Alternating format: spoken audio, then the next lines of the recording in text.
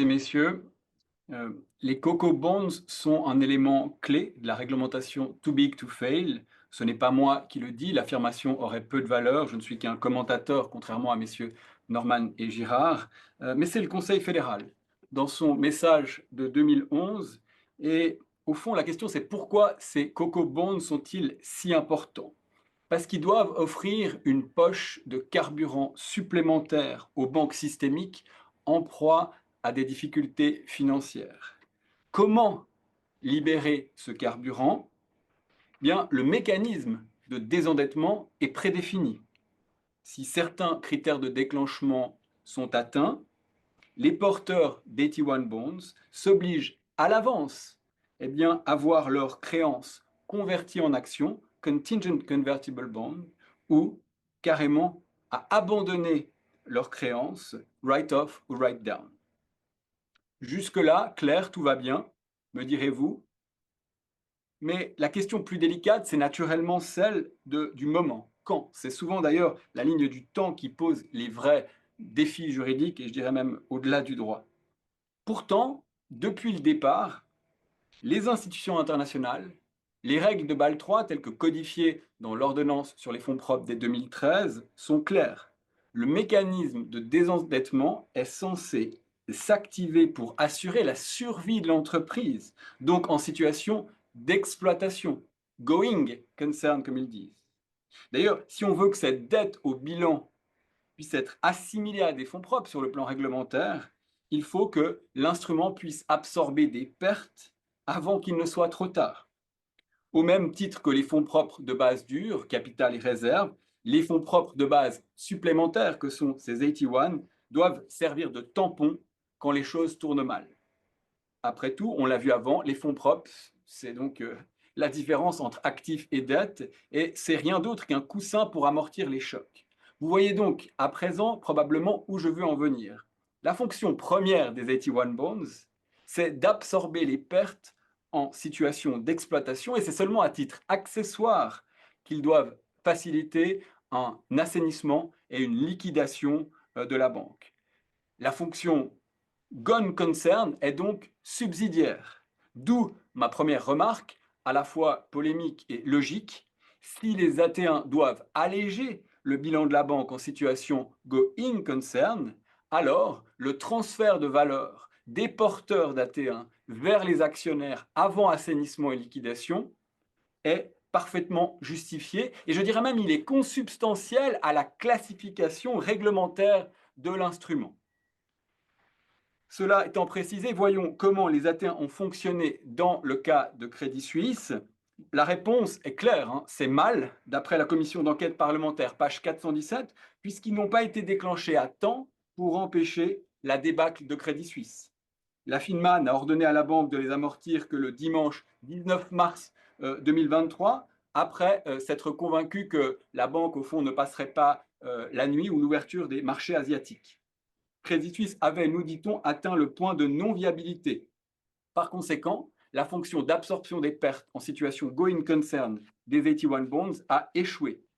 En même temps, nous dit aussi la commission d'enquête parlementaire, l'amortissement des 16 milliards en valeur nominale convertis en francs suisses a facilité l'accord qu'a orchestré le Conseil fédéral, puisque UBS avait apparemment au moins le 16 mars, donc le jeudi, sauf erreur, posé cette condition dans la négociation, et sans évidemment cet élément-là, la Confédération aurait dû fournir des garanties hautement plus élevées. Donc les AT1 ont tout de même rempli leur fonction secondaire, et je dirais s'il faut répondre à la question, est-ce qu'ils ont fonctionné? Pas comme prévu en tout cas, et trop tard. Donc là, on arrive au cœur du sujet. Faut-il supprimer les AT1, jeter peut-être le bébé avec l'eau du bain, ou peut-on au fond rafistoler ce réservoir percé?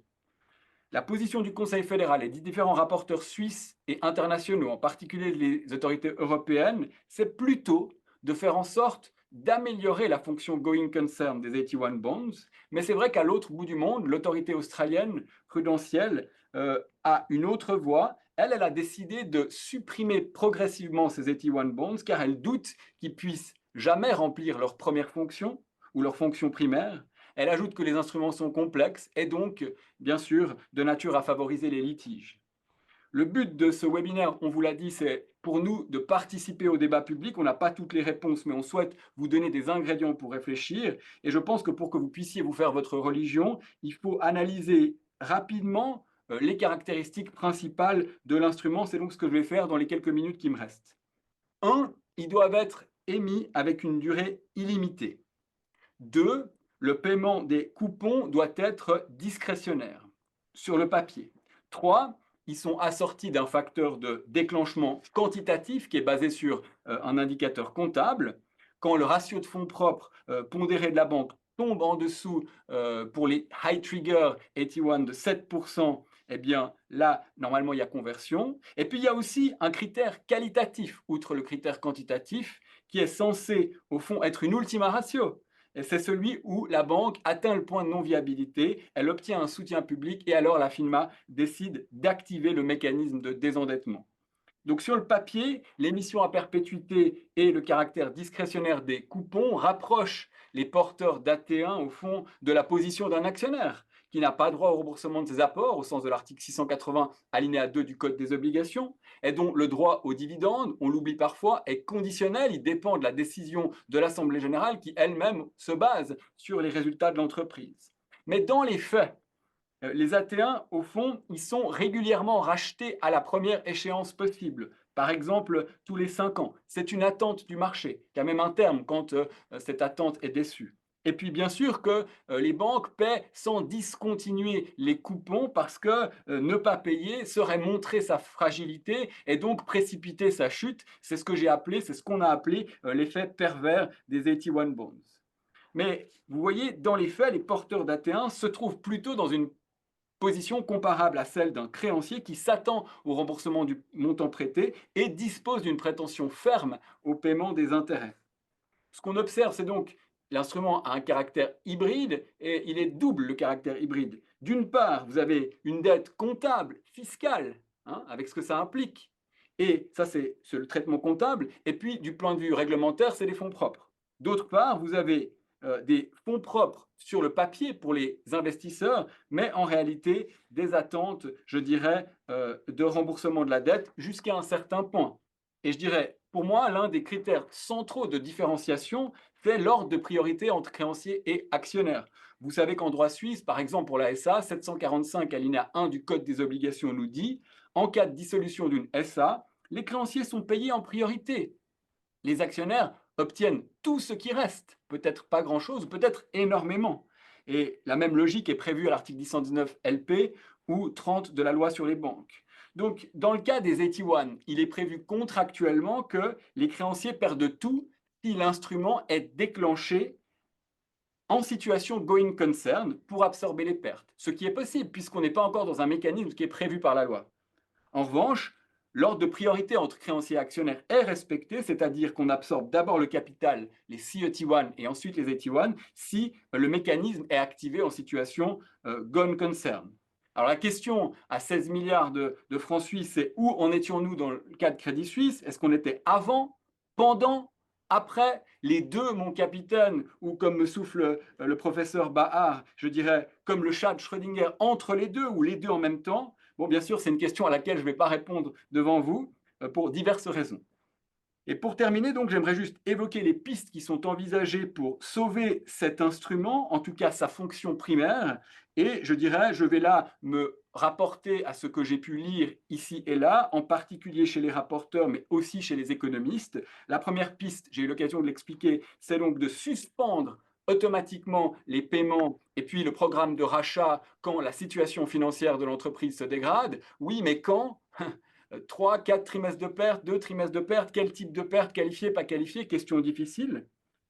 Et cette mesure-là, elle va permettre probablement de neutraliser l'effet pervers que souligne aussi la CEP, à savoir que la banque en difficulté se sent obligée donc de continuer à faire ses paiements d'intérêt malgré sa situation financière difficile. Deuxième piste d'amélioration, ce serait d'augmenter le critère quantitatif, c'est-à-dire le seuil de déclenchement. Par hypothèse, on pourrait dire, je ne sais pas moi, 10% de ratio de fonds propres. Et puis, là, mais ça, on sait, je l'ai déjà dit, que les ratios comptables, ben, ils ont le mérite d'être, disons, lisibles, mais ils ont aussi le mérite d'être bien organisé par des gens compétents. Et puis la troisième piste, ce serait peut-être au fond de regarder ce que dit le marché, parce qu'on a souvent critiqué finalement les marchés financiers, mais eux, ils ont très vite compris que ça allait très mal chez Crédit Suisse, puisque l'action n'a cessé de baisser. Et tout comme dans les derniers moments, la prime de crédit défaut swap a complètement explosé le plafond. Donc dans ce cas, ça a bien fonctionné, et on pourrait se dire pourquoi au fond ces actionnaires se sont pas plaints à l'Assemblée générale, où on fait en sorte d'évincer ces dirigeants douteux. Bien, un collègue de Harald, le professeur Harald Hau de la faculté des sciences et de finances me disait peut-être qu'au fond, il y a une intrication des différents acteurs et il y a aussi probablement des gens intelligents qui vendent tout simplement leurs actions quand ça ne va pas. Et il reste que les derniers, les moins malins comme moi, qui eh bien, s'aperçoivent à la fin que ça va mal. Donc je dirais, bien sûr, après, il y a ceux qui se plaignent de l'indicateur de marché en disant qu'on peut avoir des abus de marché, que ça peut créer des différentiels de prix. Donc là, il y a encore un sujet à régler.